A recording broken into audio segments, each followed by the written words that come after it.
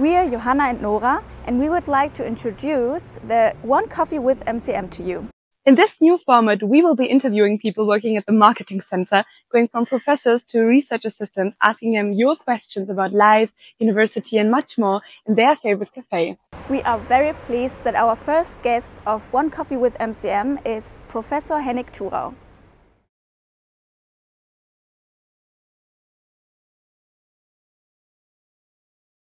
Okay, welcome back to our second part of interviewing Professor Thorsten Hennig-Thurau here in our new format, One Coffee with MCM. And the first question is actually rather deep. What made you become a professor? What made me become a professor? Huge thing. That's a big question. It was never like this. So you don't wake up and say, I'll be a professor. I'll be a professor. No, Okay. that's not how it works. It's just an incremental process, like so many things. Things take time, and this is something too big to just have whoa, I have this eureka moment. No, that's not how it works. It's just like the things you like, you try to pursue, to spend more time. The things you don't like, you try to avoid. So and that's the same thing. So I found out when I wrote my my master thesis at that time, diploma. I like that. And most people don't like that. It's like a frightening time.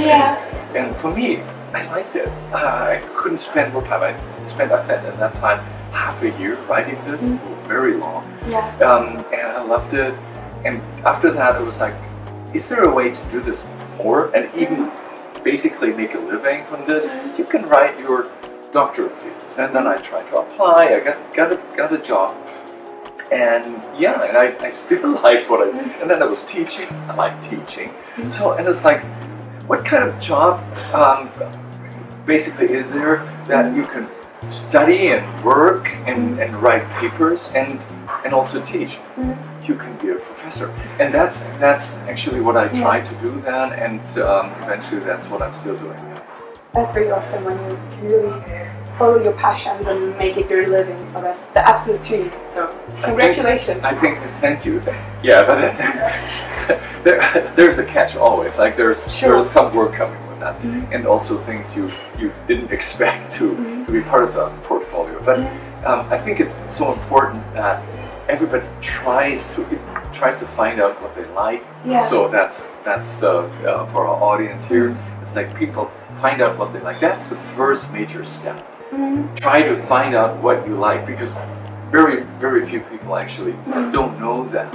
So it's like, and then they do something, and then like 20, 30 years later, they get this question, why did you do that? And it's like, yeah, because somebody offered it to me. Did you like it? Not in particular. And that's a wasted life, and that's not good. So try to find out first step, what you like, what makes you tick, and then try to find a way to make money with it. When we look over there, we can see the cathedral. I don't know if you can actually see it in the camera, but we're in Münster. And if my information is correct, you previously taught in Weimar. Yes. What made you come to Münster, and what do you like about it here? It's the professorial game. Okay. Call it this way. I was super. Maybe you could explain to us. Of course. Thank you. It's like behind the work and the fame or whatever happens is a career. So it's like you do your job, you do what you try to do best, and then somebody make you an offer. And some offers are those that you quote. One of my favorite movies, The Godfather. So some of the offers are those which you cannot refuse, and that was exactly the one that I got from University of Münster, and so I traded the Bauhaus against what we have here. I think that was a good decision. Yeah, I mean, we're glad to have you here in Münster. Thank you. One student wanted to know, and that interests me as well, if you would have to choose, which you obviously don't have to, would you prefer teaching or research? Oh, that's a good one also. Thank you for asking this one. So the answer is, and apologies for my lack of binary skills here. Sure. So the answer is I was, when I became a professor, I wanted to do research alone. And my colleagues in the US and other countries, they have a much more research focus, and I envied them because I was totally envious.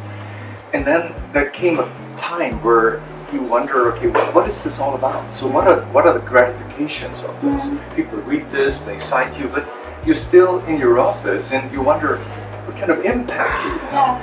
And then there was a student who wrote me, it's like, you taught this course, it was on customer relationship management, and he said, like, you know, that helped me with my life. I have followed this path. And it was like, oh, and I was like, that's scary. And that helped me to understand the value of this instant gratification and maybe even a longer gratification that comes from teaching. So today, I believe, and so why did I basically volunteer for the onboarding module? That's a lot of work. I guess you see that. But it is also very gratifying. It's very great to see all these curious eyes from students, like really just confusing them in the one way and then giving them something to process and think about. That's very, very healthy. And so essentially, long-winded answer to your immediate question was, it's really the balance. It's the mix for me that makes me function.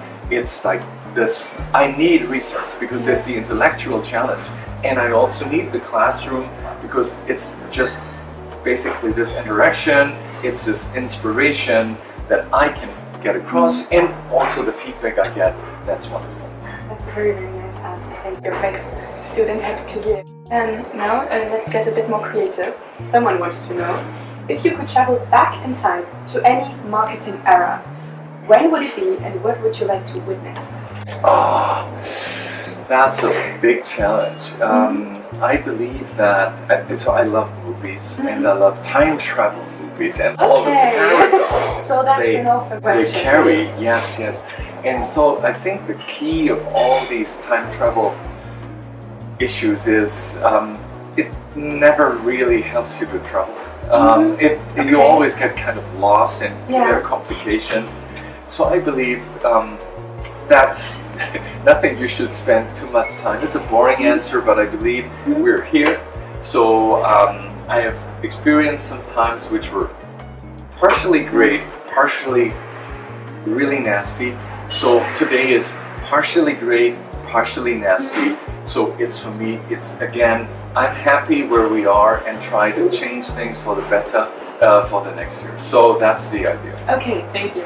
Working at the Marketing Center, one might have noticed that you love films and movies. I do. So, we are wondering, if you could create a marketing campaign for any TV show, movie, etc., what would it be? What would you do? So, I believe I have studied buzz. So, and I believe in the power of buzz, which means like making people become curious about something up front, so before the product is actually there. But my major problem with this is, yes, I've like 10 years ago I've come across this idea, but Hollywood also has done it, and Hollywood has done that in excess. So it's like, you know, today what they do is they give you basically teasers and trailers, and the products don't basically fulfill the expectations that they have raised. And so for me it would be super important to create something, or only to basically become part of a product which I really like. So it's like, I don't want to waste my time advertising something that's not, I don't consider as valuable or good or even negative. So for me it would be really essential to focus on the quality, to have a great story. So in the film, so something that that excites me, and then basically I would love to create buzz for exactly that. Okay, for quality. Good quality. Quality is the essence, right? So without quality, there is no good marketing. There's nothing good in life. Okay, thank you. Now the next if question. If you had a magic wand and you could change one thing about marketing or the marketing industry today, what would you change? We're getting deep here. I hope that's alright for you. Absolutely, absolutely. So actually I would, and so following up to what we talked earlier is this buzz thing. Yeah. There's a lot of glamour and a lot of glitter, and I believe marketing is way more than that. Marketing is customer centricity. So I would really love marketing to focus more on the quality of its offerings, because I'm convinced marketing is not the short-term gains. So you put out a campaign and then you get the instant reward. I would love the industry to step away from that, go back, and actually to think about what customer centricity is. Have a little more patience. Have a little more patience than just for the next whatever quarter and wait for the results. I think again, Amazon has been a great example of how much time it needs to unfold the power of customer centricity. So it took like a decade, and that's what you have to spend. And I would love, particularly German companies for a reason, to sit back and actually understand that. Remember, the main power in developing great marketing skills is actually to have patience and not be overly hasty. Well, we hope to get that once to change it. And now for our last question today. What advice would you give to students who want to pursue a career in marketing? Do you have any last words for today? I would recommend students who are curious about marketing, the first thing I want them to think about what they're curious about. Because what always scares me is a student who comes to me in the first semester and say, I love marketing. And so it's like, what exactly do you like? And very often it's the shiny and glamorous advertising campaigns, and that's not marketing. It's part of marketing, but it should be marketing. I would say, think about what marketing really is. It's the customer centricity, it's the strategic part, to love your customers, to actually care for the customer. If you're curious about that thing, right, then you should really consider marketing as your major and as something you should pursue. So that would be my major question, is that, and then think about, don't underestimate, or basically think about the powers that come with this strategic orientation. Think about marketing as a strategic discipline, not as a shiny advertising tool. Okay, thank you. And that is already it for today. Thanks again for your time and for your interesting answers. I hope you guys enjoyed getting to know our professor a bit better. If you have any questions left or anything you're curious about it, or if we get back and get more coffee. Of course we do. In the meantime, you can just put it in the comments. Thank you so much for your time, and until next time. Thank you.